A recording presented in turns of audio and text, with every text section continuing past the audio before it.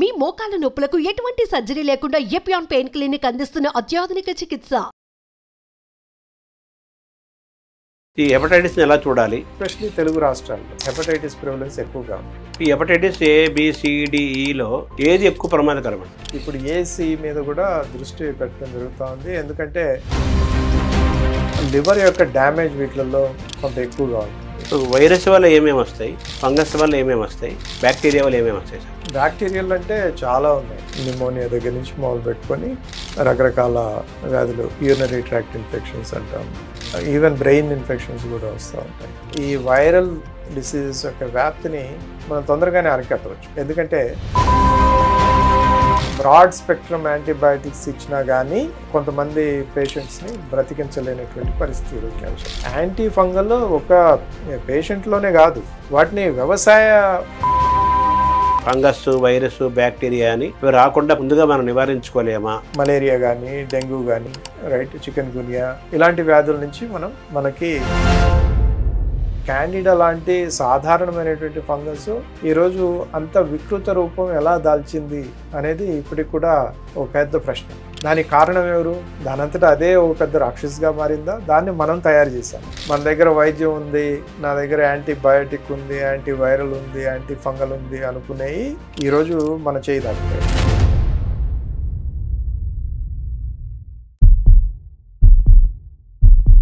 నమస్కారం. మనతో పాటు డాక్టర్ రంగారెడ్డి గారు ఉన్నారు. వారు ఇన్ఫెక్షన్ కంట్రోల్ అకాడమీ ఆఫ్ ఇండియాను స్థాపించి ఇన్ఫెక్షన్స్ లేని సమాజాన్ని, ప్రపంచాన్ని చూడాలనేది వారి లక్ష్యము. హెపటైటిస్ కూడా మళ్ళీ కోనసీమలో మళ్ళీ పైకి లేస్తుంది అంటున్నారు. ఇవన్నీ కూడా ఈ ఇన్ఫెక్షన్స్లో సంబంధించినవే. డాక్టర్ గారి ద్వారా వీటి గురించి మనం తెలుసుకొని అప్రమత్తమయ్యే ప్రయత్నం చేద్దాం. నమస్కారం. నమస్కారం. ఈ హెపటైటిస్ని ఎలా చూడాలి? హెపటైటిస్ ఓన్లీ కోనసీమకి పరిమితం అవుతుందా, మిగతా ప్రాంతాలకు వెళ్తుందా? హెపటైటిస్ని మనం పూర్తిగా పోగొట్టుకోలేమా? దాన్ని ఎలా చూస్తున్నారు? మైక్రో ఆర్గానిజమ్స్ అన్నీ గుడ్, బ్యాడ్, అగ్లీ ఉంటాయి, రైట్? ఈ గుడ్, బ్యాడ్, అగ్లీ అంటే 90% మైక్రో ఆర్గానిజమ్స్, అదే వైరస్ కావచ్చు, బ్యాక్టీరియా కావచ్చు, ఫంగై కావచ్చు, ఇవి ఏవైనా కానీ వాటిలో మంచివి ఉన్నాయి, చెడు ఉన్నాయి, రైట్? మీరు ఇప్పుడు చెప్పినటువంటి వ్యాధి ఏదైతే ఉంది హెపటైటిస్, దీనికి ప్రధానమైనటువంటి కారణం హెపటైటిస్ వైరస్. దానిలో కూడా క్లాసిఫై కనుక చేసుకునేటువంటి A నుంచి E వరకు ఉన్నాయి, ABCDE. ఓకే, ఈ ABCDE అనే వాటిలలో ప్రధానమైనటువంటిది B.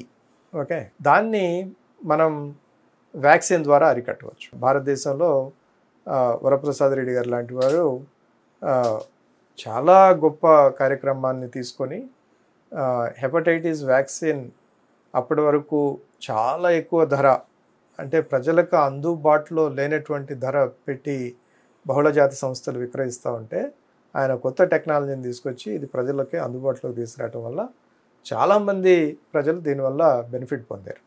దానివల్ల వ్యాధి కూడా తగ్గుముఖం పెట్టింది. ఈరోజు మనం కనుక తీసుకున్నట్టయితే A, రైట్, లేకపోతే C, వాటి యొక్క ట్రాన్స్మిషన్ కొంత డిఫరెంట్గా ఉంటుంది. వాటికి కూడా ఈరోజు మందులు వచ్చాయి. ఓకే, మనకు వ్యాక్సిన్లో అన్ని వాటికి లేవు. ఏది ABCDE అన్నిటికీ లేవు, బీకే ప్రధానంగా ఉన్నాయి. ఓకే, ఇలాంటి పరిస్థితులలో ఎప్పుడైతే మనం నివారణ చర్యలను మర్చిపోతామో అక్కడ మళ్ళీ ఆ వ్యాధి ప్రబలటానికి అవకాశం ఉంటుంది. మళ్ళీ going back to where we started. Relax అవ్వకూడదు. ఎందుకంటే దాని పని అది చేసుకుంటూ ఉంటుంది. అది ప్రకృతిలో తిరుగుతూనే ఉంటుంది. అది ఒకసారి వచ్చిన తర్వాత అది ఎక్కడికి పోదు. అదేంటంటే దాని అవకాశం కోసం ఎదురు చూస్తూ ఉంటుంది. ఎప్పుడైతే దానికి ఒక హోస్ట్ దొరుకుతారో ఆ హోస్ట్లోకి వెళ్ళిపోయి వాళ్ళని పీడిస్తూ ఉంటుంది. దాని వ్యాధి లక్షణాలు బయటపడతాయి. అది చివరికి కొన్నిసార్లు అది ప్రాణాపాయ స్థితి కూడా చేరుకోవడానికి అవకాశం ఉంది. ఇప్పుడు కోనసీమకు మళ్ళీ పెరిగింది అంటున్నారు కదా, దానికే పరిమితం అవుతుందా? దాన్ని ఎలా చూడాలి? కోనసీమలో ప్రస్తుతం ఉన్నదాన్ని ఇప్పుడు మనం కనుక భారతదేశ వ్యాప్తంగా కనుక తీసుకునేటట్టయితే కొన్ని ప్రత్యేక పరిస్థితుల వల్ల ఎస్పెషలీ తెలుగు రాష్ట్రాల్లో మనకి దీని యొక్క ప్రివలెన్స్, హెపటైటిస్ ప్రివలెన్స్ ఎక్కువగా ఉంది. ఓకే, దీని గురించి ప్రభుత్వాలు ఎప్పటికప్పుడు చర్యలు తీసుకుంటూ ఉన్నాయి. దానివల్ల అక్కడ వచ్చేటటువంటి అవుట్ బ్రేక్స్ని మనం నివారించగలుగుతూ ఉన్నాం, లేకపోతే అవుట్ బ్రేక్స్ని సమసిపోయేటట్టు చేస్తాం. కాకపోతే దీర్ఘకాలికమైనటువంటి ప్రణాళిక అంటే మనకి ప్రధానంగా కావాల్సింది ఏంటి? ఇప్పుడు మనకి హెపటైటిస్ B అనేటటువంటి హెపటైటిస్ అన్ని రకాలైనటువంటి ఇవి కూడా ప్రధానమైనటువంటిది పరిశుభ్రత. పరిసరాల పరిశుభ్రత, నీటి పరిశుభ్రత, ముఖ్యంగా నీరు. అలాగే బి వచ్చేటట్టు బి మనకి ఒకళ్ళ నుంచి ఒకళ్ళకి సెక్స్ ద్వారా కానీ లేకపోతే ఆ బ్లడ్ ద్వారా కానీ, అంటే బ్లడ్ ట్రాన్స్ఫ్యూషన్ ఇట్లాంటివి చేసినప్పుడు జరుగుతుంటుంది కాబట్టి అక్కడ నివారణ చర్యలు తీసుకోవాలి, రైట్. అదే ఏసి అట్లాంటివి అనుకోండి, ఈ నీరు ద్వారా లేకపోతే మనం మిగతా వాటి ద్వారా వస్తుంది కాబట్టి అక్కడ నివారణ చర్యలు తీసుకోవాల్సినటువంటి అవసరం. కాబట్టి రాష్ట్ర ప్రభుత్వాలు ఎప్పటికప్పుడు సర్వేలెన్స్ చేస్తూ ఇక్కడ ఏమైనా వస్తున్నాయా, కేసులు వచ్చాయా, ఒకవేళ కేసు వస్తే దానికి ప్రధాన కారణం ఏంటి, అక్కడ ఉంటే నీటి వనరులు ఏమైనా మళ్ళీ కలుషితమయ్యాయా, అక్కడ ఈ వ్యాధికారకమైనటువంటి జీవి ఏదైతే ఉందో అది పెరుగుతూ ఉందా, ఒకవేళ పెరిగేటట్టయితే ఆ వాటర్ని ఎలా క్లీన్గా పెట్టాలి, ఆ పరిసరాలను ఎలా క్లీన్గా పెట్టాలి, వీటిని గురించి దృష్టి సారించేటట్టయితే మనం దీన్ని కంప్లీట్గా దీన్ని తుడిచిపెట్టేస్తాము అనేది ఒక అపోహ మాత్రమే, ఒక మిరాష్. ఓకే, అలాంటి ఆలోచన చేయటానికి నేను మాత్రం సాహసించను.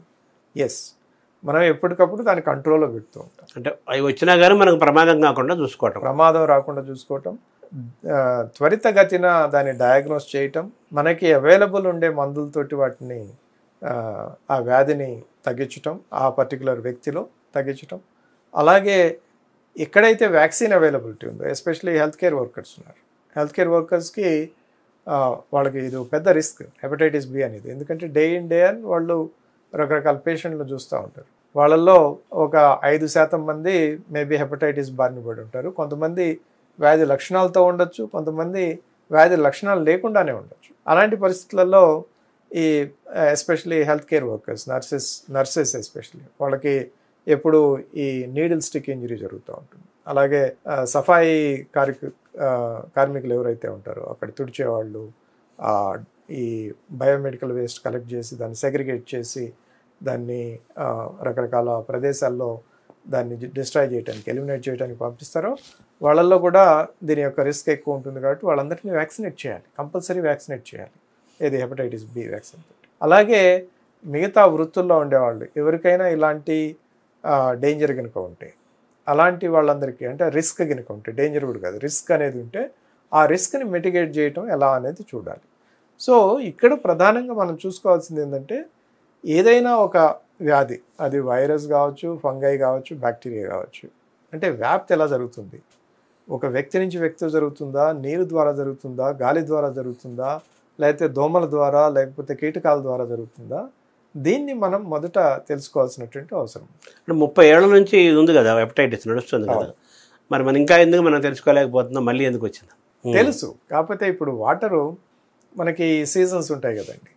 ఇప్పుడు వర్షాకాలం వచ్చింది, రైట్, అక్కడ ఆ వాటర్ కలుషితం అయ్యేదానికి అవకాశం ఉంటుంది. వరదలు వచ్చాయి, ఈ వరదలప్పుడు మనకు ఉండేటటువంటి ఏదైతే సోర్స్ ఆఫ్ వాటర్ ఉంటుందో, మనకి ప్రధానంగా అక్కడ ఉండే సోర్స్ ఆఫ్ వాటర్ ఏంటి, వెల్స్, లేకపోతే బోర్ వెల్స్, లేకపోతేనేమో మనకి ఇప్పుడు రక్షిత మంచినీటి పథకం కింద ఒకవేళ కనుక మనకి పైప్ ద్వారా కనుక చేసేటట్టయితే అవి మనకి ప్రధానమైనటువంటి వాటర్ సోర్సెస్. ఆ వాటర్ సోర్సెస్ కలుషితమయ్యాయి అనుకోండి, సో కలుషితమైతే ఆటోమేటిక్గా మళ్ళీ ఇంకోసారి ఆ వ్యాధి ప్రబలుతుంది. లేదా డయేరియా కానీ ఫర్ ఎగ్జాంపుల్, అవన్నీ ప్రబలుతూ ఉంటాయి. అప్పుడప్పుడు అవుట్ బ్రేక్స్ జరుగుతూ ఉంటాయి. అవుట్ బ్రేక్ రాగానే మనం అక్కడికి వెళ్తాం, దాన్ని అక్కడ ఆ ప్రాంతానికే దాన్ని పరిమితం చేయటం, అలాగే పరిమితం చేసిన తర్వాత ఎవరైతే వ్యాధిగ్రస్తులు అయ్యారో వాళ్ళని మళ్ళీ ట్రీట్ చేయటం, ఇవన్నీ జరుగుతూ ఉండేటటువంటి నిరంతర ప్రక్రియ. ఈ hepatitis A, B, C, D, ఈలో ఏది ఎక్కువ ప్రమాదకరం అండి? మొన్నటి వరకు మనం బి చాలా ప్రమాదకరం అనుకునేవాళ్ళం. ఇప్పుడు ఏసి మీద కూడా దృష్టి పెట్టడం జరుగుతూ ఉంది. ఎందుకంటే మన లివర్ యొక్క డ్యామేజ్ వీటిలలో కొంత ఎక్కువగా ఉంటుంది. ఇప్పుడు లివర్ డ్యామేజ్ అయ్యి ఆల్మోస్ట్ లివర్ ట్రాన్స్ప్లాంట్ స్టేజ్కి పోవాల్సినటువంటి పరిస్థితి వస్తూ ఉంది, రైట్. కాబట్టి దాని గురించి కూడా ఈరోజు దృష్టి సారించడం జరుగుతూ ఉంది. ప్లస్ బి ఏంటంటే చాలా హిస్టారికల్గా మనకు మొదట వ్యాక్సిన్ వచ్చింది, దానికి కావాల్సిన మెడిసిన్స్ వచ్చాయి, ఇవన్నీ జరగటం వల్ల దాని గురించి అవగాహన కానీ మనకి దాని treatment protocols and treatment management or disease management అనేది మనకి కొంత క్లారిటీ ఉంది. వీటికి వచ్చే వరకు మనకి అవైలబుల్ మందులు, వాటి యొక్క ధరలు అందుబాటులో ఉండటం, అలాగే డయాగ్నోసిస్ దాన్ని క్విక్గా చేయగలగటం, ఇలాంటి కొన్ని సమస్యల వల్ల అవి స్టిల్ వాటిని చూస్తే కొంత అలజడిగా ఉంది. అంటే పోలియో అనేది ఎన్ని వ్యాక్సిన్ అనే దాన్ని ఒక ఆదర్శంగా తీసుకొని ఇండియాలో పూర్తిగా ఎరాడికేట్ చేశాము. అటువంటి మనం దీని విషయంలో చేయలేమో మన హెపటైటిస్ విషయంలో. కరెక్ట్, చాలా మంచి ప్రశ్న అడిగారు. ఇప్పుడు కొన్ని వైరసెస్, కొన్ని బ్యాక్టీరియా ఏంటంటే వాటిని మనం ఇరాడికేట్ చేయడానికి అవకాశం ఉంటుంది. ఇరాడికేట్ అంటే అక్కడి నుంచి మనం కంప్లీట్గా తీసేయటం కాదు, మనలో ఇమ్యూనిటీని క్రియేట్ చేసి వాటి వల్ల మనకి వ్యాధి రాకుండా చూసుకోవటం, ఆ విధంగా చేయగలిగారు. ఎందుకంటే పోలియో యొక్క వ్యాక్సిన్ ఒక ప్రాశస్త్యం ఏంటంటే అది ఒకసారి మనం వ్యాక్సిన్ ఇచ్చిన తర్వాత చాలా దీర్ఘకాలికంగా ఇమ్యూనిటీ తయారవు. మిగతా వాటికి అంత దీర్ఘకాలికంగా అంత ప్రభావవంతంగా దాని యొక్క ఇమ్యూనిటీ డెవలప్ అవ్వదు. కొంతకాలం అయిన తర్వాత అవి దాని యొక్క ఇమ్యూనిటీ ఏదైతే బిల్డ్ అయిందో అది స్లోగా రెడ్యూస్ అవుతుంది. అందువల్ల ఇప్పుడు ఉండేటటువంటి వ్యాక్సిన్స్ కానీ లేకపోతే మిగతా వాటితోటి దాన్ని సంపూర్ణంగా పోలియోలాగా మన దేశాల సరిహద్దుల నుంచి ఈ వ్యాధిని, వైరస్ని కాదు, ఈ వ్యాధిని తరిమి కొట్టడం అనేది సాధ్యం కావట్లేదు ప్రస్తుతానికి. బట్ రాబోయే కాలంలో మేబీ ఇంతకంటే బెటర్ వ్యాక్సిన్స్ రావచ్చు, ఇంతకంటే బెటర్ మెడిసిన్స్ రావచ్చు. అలాగే మన యొక్క ప్రివెంటివ్ మెజర్స్ ఏదైతే ఉన్నాయో వాటిని ఇంకా బెటర్గా చేయొచ్చు. తద్వారా మనం దీన్ని అరికట్టడానికి అవకాశం. మామూలుగా ఇన్ఫెక్షన్స్ అనేది చాలా అనేక వ్యాధులకి ఇబ్బందులకి మూలం. అది ఇన్ఫెక్షన్స్ అంటే ఈ వైరస్, ఫంగస్, బ్యాక్టీరియా అన్నీ ఉన్నాయి అంటారు కదా. సో ఇన్ఫెక్షన్స్ రావడానికి మూలమైన ఈ ఫంగస్, వైరస్, బ్యాక్టీరియా అని అవి రాకుండా ప్రివెన్షన్ ముందుగా మనం నివారించుకోలేమా, వస్తే కంట్రోల్ చేసుకోలేమా? ఈ రెండింటి దగ్గర మనం ఎక్కడున్నాం సార్, ప్రివెన్షన్ అండ్ కంట్రోల్? చాలా మంచి ప్రశ్న అడిగారు. Prevention is better than cure అనేది అది అందరికీ తెలిసినటువంటి విషయం, రైట్? అలాగే ఎప్పుడు కూడా మనం కోవిడ్ వచ్చినా కానీ అంతకుముందు కానీ, ప్రధానంగా కోవిడ్ వచ్చిన తర్వాత ప్రజల్లో ఈ వ్యాధుల గురించి అవగాహన పెరిగింది. మనం ఏం చెప్తున్నాం, prevention is 100 times cheaper than cure, 100 times less than cure, right? అది రకరకాల, ఇప్పుడు ఒకసారి వ్యాధి వచ్చిన తర్వాత దాన్ని క్యూర్ చేయటం అనేది దాని సైడ్ ఎఫెక్ట్స్ ఉంటాయి, డబ్బులు పోతాయి, మనం బెడ్ రిడన్ అవుతాము, కొన్నిసార్లు మన కుటుంబం కూడా చాలా గడ్డు పరిస్థితి ఎదుర్కోవాల్సినటువంటి ఎమోషనల్ పరిస్థితి ఇవన్నీ ఉంటాయి. అదే ప్రివెన్షన్ కనుక చేయగలిగితే ఇంకా అంతకంటే బెస్ట్ ఇంకోట్లేదు. సో ఈ ప్రివెన్షన్ అనేది ప్రధానంగా పరిశుభ్రత అండి. దీనిలో ఏదో పెద్ద గొప్ప మర్మం ఏం లేదు, ఇదేం రాకెట్ సైన్స్ ఏం లేదు. మనం ఇందాక అనుకున్నట్టు దీని వ్యాధి వ్యాప్తికి కారకాలు ఏదైతే ఉన్నాయో దాని యొక్క రూట్ ఆఫ్ ట్రాన్స్మిషన్ ఏదైతే ఉందో అది ఎలా వ్యాప్తి చెందుతుంది అనేది మనం గమనించుకొని దాని తద్వారా ఈ నివారణ చర్యలు తీసుకునేటట్టయితే బాగుంటుంది. అప్పుడు మనం ఈ వ్యాధి బారిన పడకుండా ఉండడానికి అవకాశం. దానికి ఏంటి ప్రధానంగా మనకి ఎక్కడి నుంచి వస్తాయి ఈ వ్యాధులు? మనం డయేరియల్ డిసీజెస్ కానీ, ఇందాక అనుకున్నట్టు హెపటైటిస్ లాంటి వ్యాధులు కానీ, ఇవన్నీ ప్రధానంగా వాటర్ ద్వారా వచ్చేదానికి అవకాశాలు ఎక్కువ ఉంటాయి. సో ఎప్పటికప్పుడు ప్రభుత్వం కానీ ప్రజలు కానీ చేయాల్సింది ఏంటంటే సురక్షితమైనటువంటి నీరు అందుబాటులో పెట్టుకోవాలి. సురక్షితమైనటువంటి నీరు చాలా కాలం చెప్పేవాళ్ళం. సురక్షితమైన నీరు అంటే ఏంటి? బాటిల్డ్ వాటర్ కాదు. ఎందుకంటే బాటిల్డ్ వాటర్ సురక్షితం కాదు, దానిలో మైక్రోప్లాస్టిక్స్ వస్తాయి. ఓకే, సురక్షితమైన నీరు ఏంటి? అక్కడ లోకల్గా అవైలబుల్ ఉండేటటువంటి వాటర్ ఏదైతే ఉంటుందో దాన్ని కాచి ఉడపెట్టుకొని, రైట్, ఈ డస్ట్ పార్టికల్స్ కానీ మైక్రో ఆర్గానిజమ్స్ కానీ లేకుండా వాటిని సురక్షితంగా స్టోర్ చేసుకుని దాన్ని తాగటం కానీ లేకపోతే వంటలకు వినియోగించడం కానీ చేయాలి, రైట్? అది ఒక ఎత్తు. ఓరోఫీకల్ అంటాం. ఇప్పుడు విలేజెస్లో ఇప్పుడు మన ప్రధానమంత్రి గారు ఒక కాల్ ఇచ్చిన తర్వాత స్వచ్ఛ భారత్ అభియాన్ కింద ఈ ఓపెన్ డిఫికేషన్ అనేది చాలా వరకు నివారణ చర్యలు చేపట్టారు. అంటే ఎలా చేపడతారు? మనకి ఇంతకుముందు ప్రధానంగా గ్రామీణ ప్రాంతాలు ఏంటి, పట్టణ ప్రాంతాల్లో కూడా ఓపెన్ డిఫికేషన్ చాలా ఉండేది. ఈ ఓపెన్ డిఫికేషన్ వల్ల ఏంటి, ఈ మైక్రో ఆర్గానిజమ్స్ అన్నీ ప్రబలుతాయి అన్ని చోట్లకి. అందువల్ల మనకి టాయిలెట్స్ కట్టారు. ఈ టాయిలెట్స్ వినియోగించడం వల్ల ఏమవుతుంది, తద్వారా ఈ ఫీకల్ మ్యాటర్స్, దాని ద్వారా వచ్చేటటువంటి వ్యాధులు, మళ్ళీ చేతుల ద్వారా నోరు ద్వారా మనకి గట్లోకి పోవటం, ఇలాంటిది ఓరోఫీకల్ ట్రాన్స్మిషన్ని నివారించాలి. దానికి తగినటువంటి జాగ్రత్తలు తీసుకోవాలి. ఒకటి ఓపెన్ డిఫికేషన్ లేకుండా ఉండాలి. రెండోది మనం టాయిలెట్కి పోయినప్పుడు శుభ్రంగా చేతులు కడుక్కోవటం, ఏదైనా ఆహారం తినే ముందు చేతులు కడుక్కోవటం, ఇవన్నీ ఇది ఒక ఒక ఉపాయ మార్గం, పరిశుభ్రత. ఇంకోటి ఏంటి, ఎయిర్ బార్న్, రైట్? ఎప్పుడైతే మనకి సీజనల్ వ్యాధులు వస్తాయి, ఈ సీజనల్ వ్యాధులు ప్రధానంగా ఇన్ఫ్లుయెన్జా, కామన్ కోల్డ్ ఇట్లాంటివన్నీ వస్తూ ఉంటాయి. ఇలాంటివి ప్రధానమైనటువంటి ఇప్పుడు రాబోయే సీజన్లో మనం మాస్క్ పబ్లిక్లో ఉండేటప్పుడు, ఇప్పుడు మీరు జపాన్లో కనుక చూసారనుకోండి, ఈ ఫ్లూ సీజన్ వచ్చేటప్పుడు almost everybody they will wear a mask. వాళ్ళకి వ్యాధి రాకుండా ఉండటం ఒకటే కాదు, వాళ్ళు కూడా వేరే వాళ్ళ గురించి కన్సర్న్ తోటి వాళ్ళు మాస్కులు ధరిస్తారు. అలాగే మనం కూడా ఒకవేళ ఏదైనా మనకి ఫ్లూ ఇట్లాంటి వ్యాధులు ఏదైనా ఉన్నాయి వాతావరణంలో, ఈ viral infections, respiratory viral infections కొంత ఎక్కువ ఉన్నాయి అన్నప్పుడు మనం ఎక్కడైతే కామన్ ప్లేసెస్లో ఉంటాం, అది జనసామర్థ్యం గల సమూహాలు ఏదైతే ఉంటాయో, అలాగే మెట్రోలు, ట్రైన్లు, రైట్, ఇలాంటి చోట ప్రయాణించేటప్పుడు, లేకపోతే ఏదైనా సినిమా హాల్, మనకి జలుబుగా ఉంది, దగ్గుగా ఉంది, సాధ్యమైనంత వరకు అవాయిడ్ చేయాలి. ఒకవేళ అవాయిడ్ చేయడం అవకాశం లేదనుకోండి, అట్లీస్ట్ డోంట్ ట్రాన్స్మిట్. ఇంతకుముందు అంటే మాస్క్లు అంటే తెలియదు, ఇప్పుడు అందరికీ తెలుసు కదా, అవైలబుల్ కూడా ఉంది. కాబట్టి ఒక మాస్క్ ధరించి వెళ్ళటం, తద్వారా పౌరుడిగా మనం బాధ్యత తీసుకోవాలి. ఏది మనం ఆరోగ్యంగా ఉంటూనే వేరే వాళ్ళకి వ్యాధి రాకుండా చూడాలి అనేటటువంటి ఒక చిన్న అవగాహనతో మనం మొత్తం ఈ యొక్క డిసీజ్ ప్యాటర్న్స్ని చేంజ్ చేయడానికి అవకాశం ఉంది. వాటర్ ప్లేస్ ఎక్కువ ఉంది, వాటర్ ఉంది, మనం అనుకున్నట్టు గాలి నుంచి గాలి. దాని తర్వాత ఇంకోటి వెక్టర్ బార్న్ అంటాం. ఇప్పుడు మనకి తెలుగు రాష్ట్రాల్లో ఎప్పుడూ వింటూ ఉంటాం, ఒక సీజన్ రాగానే, ఈ వర్షాకాలం రాగానే చికెన్ గున్యా ఇవన్నీ చాలా ఎక్కువగా ప్రబలుతూ ఉంటాయి. వీటన్నిటికేంటి నివారణ? అగైన్ మనం పరిసరాల్లో ఈ దోమలు గుడ్లు పెట్టడానికి అవకాశం లేకుండా చేయాలి. గుడ్లు పెట్టి అవి మళ్ళీ దోమలు అయిపోయి మన చుట్టూ తిరిగి మనల్ని కాటేయకుండా చూసుకోవాలి.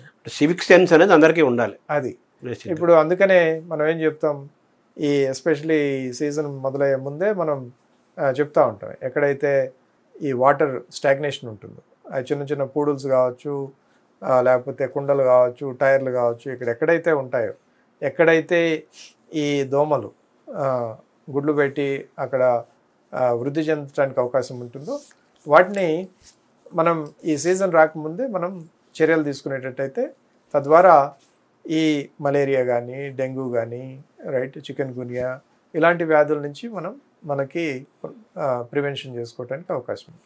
సో నేను చెప్పదలుచుకుంది ఏంటంటే, ఇదేదో రాకెట్ సైన్స్ కాదు, ఇది బ్రహ్మ పదార్థం కానే కాదు. చాలా సింపుల్ ప్రివెంటివ్ మెజర్స్ తోటి మనం ఆల్మోస్ట్ 80% ఆఫ్ ఈ డిసీజెస్ ఏదైతే ఉన్నాయో వీటిని అరికట్టడానికి అవకాశం ఉంటుంది. దీని గురించి కొంత అవగాహన ఉండాలి. ఏ రకంగా వ్యాప్తి చెందుతాయి, దానికి మూలం ఎక్కడుంది, ఆ మూలాన్ని మన తరఫు నుంచి మనం ఏం చేయాలి, ప్రభుత్వం తరఫు నుంచి ఏం చేయాలి, మిగతా వాళ్ళు ఏం చేయాలి అనేది ఒక అవగాహన పెట్టుకొని, ఆ విధంగా కనుక అందరూ ఒక్క తాటిపైకి వచ్చి చేసేటట్టయితే, అట్లీస్ట్ మెజారిటీ పీపుల్ ఆ విధమైనటువంటి అవగాహన పెంచుకొని ఒక తాటిపైకి వచ్చేటట్టయితే చాలా వరకు మనం వ్యాధుల్ని నివారించడానికి అవకాశం ఉంది. వైరస్ వల్ల ఏమేమి వస్తాయి, ఫంగస్ వల్ల ఏమేమి వస్తాయి, బ్యాక్టీరియా వల్ల ఏమేమి వస్తాయి సార్? బ్యాక్టీరియల్ అంటే చాలా ఉన్నాయి. నిమోనియా దగ్గర నుంచి మొదలు పెట్టుకొని రకరకాల వ్యాధులు, యూరినరీ ట్రాక్ట్ ఇన్ఫెక్షన్స్ అంటాం, లంగ్ ఇన్ఫెక్షన్స్ అంటాం, ఈవెన్ బ్రెయిన్ ఇన్ఫెక్షన్స్ కూడా వస్తూ ఉంటాయి. ఇవన్నీ బ్యాక్టీరియల్ ఇన్ఫెక్షన్స్. అలాగే వైరల్ ఇన్ఫెక్షన్స్, మనకు ప్రధానంగా తెలిసింది ఏంది, కామన్ కోల్డ్, ఇన్ఫ్లుయెన్జా, ఫ్లూ అంటాం, ఫ్లూ సీజన్ వచ్చినప్పుడు జలుబు, రైట్. అలాగే పోలియో, హెపటైటిస్, రైట్, ఎయిడ్స్, ఇలాంటివన్నీ, కరోనా, కోవిడ్-19 ఇవన్నీ కూడా వైరస్ల ద్వారా వచ్చేటటువంటి వ్యాధులు. ఈ మనం ఇందాక అనుకున్నట్టు ఈ వైరల్ డిసీజెస్ యొక్క వ్యాప్తిని మనం తొందరగానే అరికట్టవచ్చు. ఎందుకంటే అవి స్వతంత్రంగా బతకలేవు, హోస్ట్ కావాలన్నారు కదా, దానికి ఒక హోస్ట్ కావాలి, మనమే దాని హోస్ట్. దాన్ని మనం ఆహ్వానించో లేకపోతే ఆహ్వానించకుండా దాన్ని సెల్ఫ్ ఇన్వైట్ చేసుకొని మనలోకి వస్తే, దాన్ని మనలో వృద్ధి చెందకుండా మన నుంచి ఇంకొకళ్ళకి వ్యాపించకుండా చూసేటట్టయితే మనం ఆ సైకిల్ని అరికట్టడానికి అవకాశం ఉంటుంది.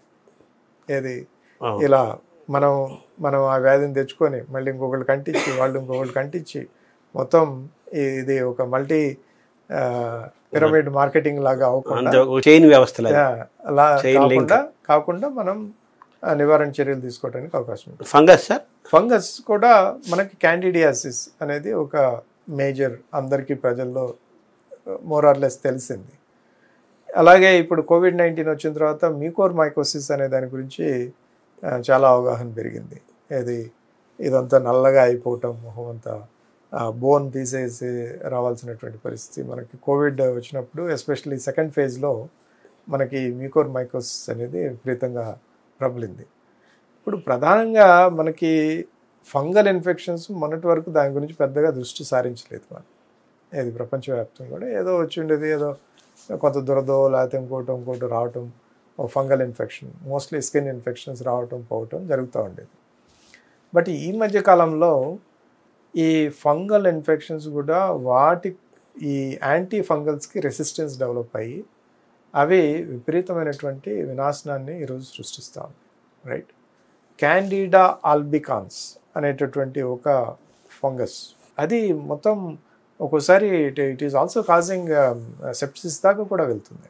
అంటే రక్తంలోకి ప్రవేశించి రక్తాన్ని కలుషితం చేసి సెప్సిస్ దాకా పోయి ప్రాణహాని కలిగిస్తుంది. క్యాండిడా గురించి ఇప్పుడు చాలా పెద్ద ఎత్తున ఇది జరుగుతూ ఉంది. రైట్, అంటే ఇప్పుడు ఈ క్యాండిడా లాంటి సాధారణమైనటువంటి ఫంగస్ ఈరోజు అంత వికృత రూపం ఎలా దాల్చింది అనేది ఇప్పటికి కూడా ఓ పెద్ద ప్రశ్న. దానికి కారణం ఎవరు? దానంతటా అదే ఒక పెద్ద రాక్షసుగా మారిందా? దాన్ని మనం తయారు చేసామా? అంటే ఇప్పటికీ ఉండేటట్టు సమాచారం ఏంటంటే ఆ రాక్షసుని మనమే తయారు చేసాం. ఓవరాల్గా ఏది చూసినా కానీ మనిషే మూలంగా కనిపిస్తున్నాడు. మన ప్రవర్తన, మనం ఈ ప్రకృతిలో సమతుల్యతని లేకుండా చేయటం, రైట్, వాటికి వదిలేయాల్సినటువంటి స్పేస్ని వాటికి వదిలేయకుండా మనం దాని మీద ఏదో రకరకాలు చేయటం, రైట్, దాంతోటే ఈ వ్యాధులన్నీ ప్రబలుతూ ఉంటాయి. సృష్టి అనేది ఇప్పుడు చూడండి, ఇప్పుడు ఈ కప్పు ఉంది, ఈ కప్పులో మనం కనుక ఒక హాఫ్ ఏ కప్ సాయిల్ పోస్తే, రైట్, దానిలో ఈ భూగోళం మీద ఎంతమంది ప్రజలు ఉన్నారో అన్ని సూక్ష్మజీవులు ఉంటాయి. ఎంత చిన్న ప్రదేశంలో అవి మనకంటే 3 కోట్ల సంవత్సరాల ముందు మనకంటే ముందు వచ్చాయి. మనకంటే ఎంత పెద్ద తెలియగలలో అనుకుంటే అది ఇంకా ఎంత సీనియర్ కదా. సో మనము ఈ పరిణామ క్రమంలో ఎప్పటికప్పుడు మనకు ఉండేటటువంటి ఛాలెంజెస్ని అధిగమిస్తూ ముందుకు పోయేటట్టయితే 3 బిలియన్ సంవత్సరాలు మనకంటే ముందు పుట్టిన వాటికి ఇంకా ఎంత తెలివి ఉండాలి, ఎక్స్పీరియన్స్ ఉంటుంది కదా. సో దానికి ప్రతి ఒక్క జీవికండి మనము డార్విన్ థియరీ లాగా, రైట్, ఇవల్యూషన్ ప్రాసెస్లో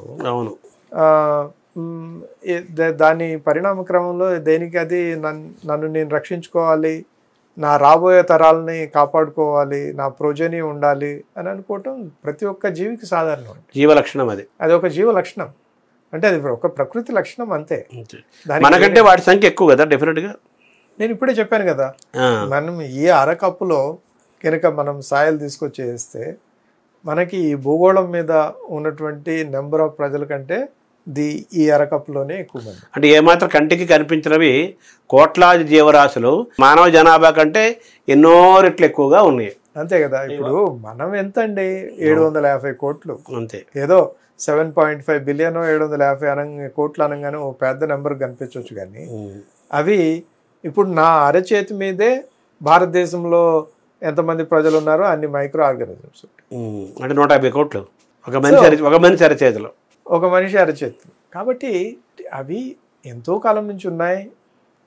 అది అడ్వర్సిటీని అధిగమించడానికి వాటి యొక్క ఇది కూడా పెరుగుతుంది, వాటి ఉత్పత్తి పెరుగుతుంది. ఎప్పటికప్పుడు వాటిని మలుచుకుంటూ ఉంటాయి కదా. తన ఎదురుగా వచ్చేటటువంటి ప్రతికూల పరిస్థితులు ఏదైతే ఉన్నాయో వాటిని ఎలా అధిగమించాలి అనేది ఎప్పటికప్పుడు అవి తెలుసుకుంటూ ఉంటాయి. ఎప్పటికప్పుడు వాటి సెన్స్ ఆఫ్ ప్రొటెక్షన్, సర్వైవల్. అవును, మన మనిషి కూడా తన ప్రయాణంలో అనేక రకాలుగా వాడి బాడీ షేపుల దగ్గర నుంచి, బ్రెయిన్ దగ్గర నుంచి వాడు రకరకాలుగా మారుతూ ఈరోజు ఇక్కడ దాకా వచ్చాడు కదా. అంతే కదా. మొత్తం ఒకప్పుడు పూర్వ స్థితి, ఇప్పుడు మనం ఉన్న స్థితి కాదు కదా మనిషి స్థితి. రకరకాలుగా మారుతూ వచ్చింది కదా, ఈరోజు స్ట్రైట్గా ఉండే పరిస్థితికి వచ్చాము. కరెక్ట్. ఒకప్పుడు అలా కాదు కదా. అలాగే అవి కూడా అలా జరుగుతుంటాయి కదా. సర్వైవల్ అనేది ఒక బేసిక్ ఇన్స్టింక్ట్ అండి. అది మనిషి కావచ్చు, మృగం కావచ్చు, పెట్ కావచ్చు, మైక్రో ఆర్గానిజం కావచ్చు. సర్వైవల్ అనేటటువంటి ఇన్స్టింక్ట్ ప్రతి ఒక్క జీవిలో ఉంటుంది. సో స్ట్రగ్లింగ్ ఫర్ ఎగ్జిస్టెన్స్ అంటారు కదా. ఎగ్జిస్టెన్స్. సో దానికి ఎప్పుడైతే మనం ఒక యాంటీ ఫంగల్ వేస్తామో ఆ యాంటీ ఫంగల్ని ఎలా అధిగమించాలని అది కూడా చూసుకుంటాం. సార్ తర్వాత ఇప్పుడు ఈ విషయంలో ఈ వైరస్, బ్యాక్టీరియా, ఫంగస్లో ఈ మూడింటి ప్రివెన్షన్ గురించి మీరు చెప్పారు ఓవరాల్గా. పరిశుభ్రత, జాగ్రత్తగా ఉండటము. కంట్రోల్లో మనం ఎక్కడ ఉన్నాం సార్? కంట్రోల్ అంటే వ్యాధిని బట్టి ఉంటుంది. ప్లస్ అలాగే ఇప్పుడు నిన్నటి వరకు మన దగ్గర వైద్యం ఉంది, నా దగ్గర యాంటీబయాటిక్ ఉంది, యాంటీ వైరల్ ఉంది, యాంటీ ఫంగల్ ఉంది అనుకునేవి ఈరోజు మన చేయి దాటిపోయాయి. ఓకే, మొన్నటి వరకు చాలా ధీమాగా ఉన్నాం. యాక్చువల్గా 1970s ఒక యుఎస్లో ఒక పెద్ద ఆయన, హెల్త్ కేర్లో పెద్ద ఆయన అన్నాడు, ఏది we can actually forget about actually infections, we have potent weapons అన్నాడు. ఏది మన దగ్గర చాలా పెద్ద ఆయుధాలు ఉన్నాయి వాటిని సంహరించడానికి, అంటే యాంటీబయాటిక్స్, యాంటీవైరల్స్, వీటి గురించి మాట్లాడుతూ. అంటే మనం అనుకుంది ఏంటంటే అంటే ఇది ధీమా కూడా కాదు, యాక్చువల్గా ఓవర్ ఎస్టిమేటింగ్ అవర్ పవర్. ఏది వాటి మీద మనం సంపూర్ణమైన విజయం సాధించాము అనేటటువంటి ఒక అలక్ష్య భావం ఏదైతే ఉందో అది మనల్ని ఈరోజు ఈ పరిస్థితిని తీసుకొచ్చింది. ఇప్పుడు ఉండేటటువంటి మనం లెట్సే నేను హౌస్ సర్జన్సీలో ఉన్నప్పుడు ఒక జూనియర్ డాక్టర్గా 1994లో సాధారణంగా ఏదైనా ఒక ఇన్ఫెక్షన్కి అప్పుడు ఉండేటటువంటి సెఫలోస్పోరిన్స్, పెన్సిలిన్ వాటితోటే నయం చేయడానికి 99% కేసెస్లో అవకాశం ఉండేది. ఈరోజు అలాంటి పరిస్థితి లేనే లేదు. ఇప్పుడు మల్టిపుల్ బ్రాడ్ స్పెక్ట్రమ్ యాంటీబయాటిక్స్ ఇచ్చినా కానీ ఈరోజు కొంతమంది పేషెంట్స్ని బ్రతికించలేనటువంటి పరిస్థితి ఈరోజు. సో కంట్రోల్లో ఈ ఇన్ఫెక్షన్స్ కారణమైన ఈ వైరస్, ఫంగస్, బ్యాక్టీరియాని కంట్రోల్ చేయడంలో మనం చాలా వెనకబడి ఉన్నాము అనే దానికంటే కూడా మనం చెప్పుకోవాల్సింది ఏంటంటే వీటి యొక్క దుర్వినియోగం వల్ల, అంటే మన దగ్గర పొటెంట్ వెపన్స్ తయారు చేసుకున్నాం, కాకపోతే వాటిని దుర్వినియోగం చేసాం. దానివల్ల ఈరోజు ఏదైతే మన చేతిలో పొటెంట్ వెపన్స్ అనుకున్నామో అవి ఈరోజు పనిచేయకుండా పోతా ఉన్నాయి. మొన్ననే ఒక consensus document World Health Organization ఆధ్వర్యంలో ఎక్స్పర్ట్ గ్రూప్ రిలీజ్ చేసింది. దానిలో ఆల్రెడీ ప్రయారిటీ ఆర్గానిజమ్స్ డిఫైన్ చేయడం జరిగింది. దానిలో చాలా క్లియర్గా చెప్పడం జరిగింది. ఏంటి, ఇప్పుడు almost 2/3 of available anti fungals పనిచేయట్లేదు.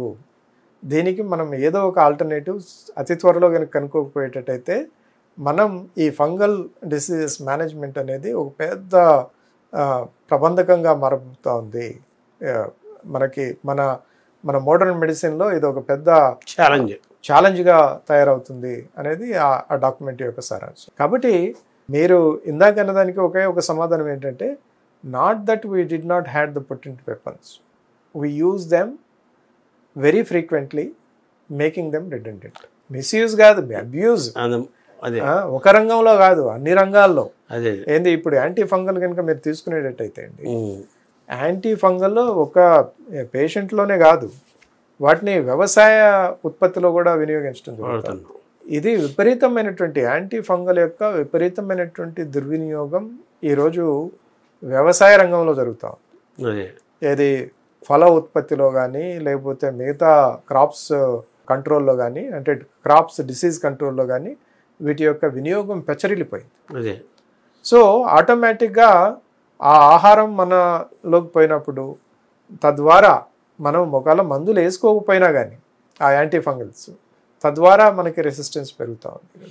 సో ఓవరాల్గా మనకు అందుబాటులోకి మందులు తెచ్చుకున్నప్పటినీ కూడా వాటిని మనం దుర్వినియోగం చేసుకోవటం వల్ల అవి పనిచేయలేని పరిస్థితులకు వచ్చేసాయి. అగ్రికల్చర్ వ్యవసాయ రంగంలో కూడా వాడటం వల్ల అవి మళ్ళీ తిరిగి మన ఆహారంగా తీసుకోవటం వల్ల అక్కడ నేల దెబ్బతింటుంది, ఆహారం తీసుకోవడం మనము దెబ్బతింటున్నాము. సో ఇప్పుడు ఒక అలార్మింగ్ సిచ్యువేషన్లో మనం ఉన్నాం. ఇప్పుడు alarming situation, it is not only for health అండి. ఓకే, ఇప్పుడు రాబోయే కాలంలో మీకు తెలిసినటువంటి విషయమే, మన అగ్రికల్చర్ ఉత్పత్తి ఈ ఫంగల్ అలాగే మిగతా క్రాప్ డిసీజెస్ వల్ల విపరీతంగా పడిపోతూ ఉంది కొంచెం. మీరు కొన్నిసార్లు మన రైతుల దగ్గర నుంచి వింటూ ఉంటాం, ఏదో తెల్ల పురుగు గమ్మిందయ్యా ఈ సంవత్సరం. నేను మొన్ననే ఊరికి పోయి వచ్చా. నేను ఊరికి పోయినప్పుడల్లా మా వాళ్ళందరితోటి, మా రైతులు వాళ్ళందరితో మాట్లాడుతూ ఉంటారు. ఏమన్నా ఎలా ఉంది ఈరోజు ఈసారి వ్యవసాయం అంటే, కొన్నిసార్లు వాళ్ళు ఆల్మోస్ట్ కంటిన్యూ పెట్టుకొని చెప్తూ ఉంటారు, ఏముందయ్యా ఈ సంవత్సరం మిర్చి వేసాము, దానికి ఒక రోగం వచ్చింది, ఏదో తెల్ల పురుగు రోగం వచ్చింది, దాంతో క్రాప్ అంతా పోయింది. ఈ సంవత్సరం పర్వాలేదు, ఈ సంవత్సరం మంచి క్రాప్ వచ్చింది. కానీ కొన్ని సీజన్స్లో కొన్ని క్రాప్ సైకిల్స్లో విపరీతంగా రైతులు దెబ్బతింటారు. అంటే మనిషికి వస్తున్నట్టుగానే పంటలకి వస్తున్నాయి, పంటలకి విపరీతంగా వస్తాయి. ఇది ఒక రకంగా ఏమో మనకి ఆరోగ్యానికి సంబంధించి, ప్రజా ఆరోగ్యానికి సంబంధించి ఒక పెను సవాలు. అలాగే ఇది ఆహార భద్రత కూడా ఒక పెను సవాలుగా మారేదానికి ఫుడ్ సెక్యూరిటీ. సో దాన్ని కూడా అడ్రస్ చేయాలి, అక్కడ కూడా చాలా కేర్ఫుల్గా ఉండాలి. అందువల్లే మేమనేది ఏంటంటే, ఎస్పెషలీ ఇన్ఫెక్షన్ కంట్రోల్ అకాడమీ మా లాంటి సంస్థలన్నీ కూడా మేమనేది ఏంటంటే, we should have a one health approach.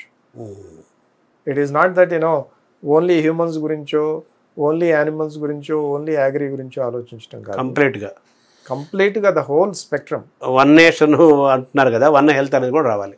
One health అనేది ప్రపంచవ్యాప్తంగా, ఒక ఇండియా కాదు, ప్రపంచవ్యాప్తంగా త్రూ అవుట్ ద వరల్డ్, ఈ మొత్తం గ్లోబ్నంతా మనం ఒక యూనిట్గా చూసి, ఈ గ్లోబ్ యాజ్ ఏ యూనిట్ ఎలాంటి ఛాలెంజెస్ ఎదుర్కోబోతుంది, ఈ ఎదుర్కొనే ఛాలెంజెస్కి మనం ఎలాంటి నివారణ ఉపాయాలు కనిపెట్టాలి, ఎలాంటి మిటిగేషన్ చర్యలు తీసుకోవాలి అనేది మనం చూసుకోవాల్సినటువంటి అవసరం. కాబట్టి రాబోయే కాలంలో మనిషి నేనే ప్రధానం, నేనే అన్నిటికీ మూలం అనేటటువంటి ఒక జాడ్యాన్ని వీడి, ఇక్కడ ఈ సృష్టిలో ఉండే జీవులన్నింటినీ మనం సమన్వయం చేసుకొని సమతుల్యతను కాపాడకపోయేటట్టయితే చివరికి మన ఉనికే ప్రమాదంలో పడుతుంది అనేటటువంటి ఒక అవగాహన వచ్చేంత వరకు కూడా మనం ఇలాంటి ఛాలెంజెస్ ఎదుర్కొంటూనే ఉంటాం. ఈరోజు మీరు మొదట్లో అడిగిన ప్రశ్న లాంటి ప్రశ్నలు ప్రతిరోజు ఉత్పన్నం అవుతాయి. కోవిడ్ పరిస్థితి ఏంటి, ఆ పరిస్థితి ఏంటి, ఈ పరిస్థితి ఏంటి, ఇలాంటి సమస్యలు, ఇలాంటి ప్రశ్నలు ఉత్పన్నమవుతూ ఉంటాయి. దీనికి మోస్ట్ ప్రాబబ్లీ రాబోయే కాలంలో అలాంటి క్వశ్చన్స్ని ఆన్సర్ చేయడం కూడా చాలా కష్టతరంగా మారేదానికి అవకాశం. మన చేయి దాటిపోతాయి. థ్యాంక్ యూ డాక్టర్ గారు. నమస్కారం.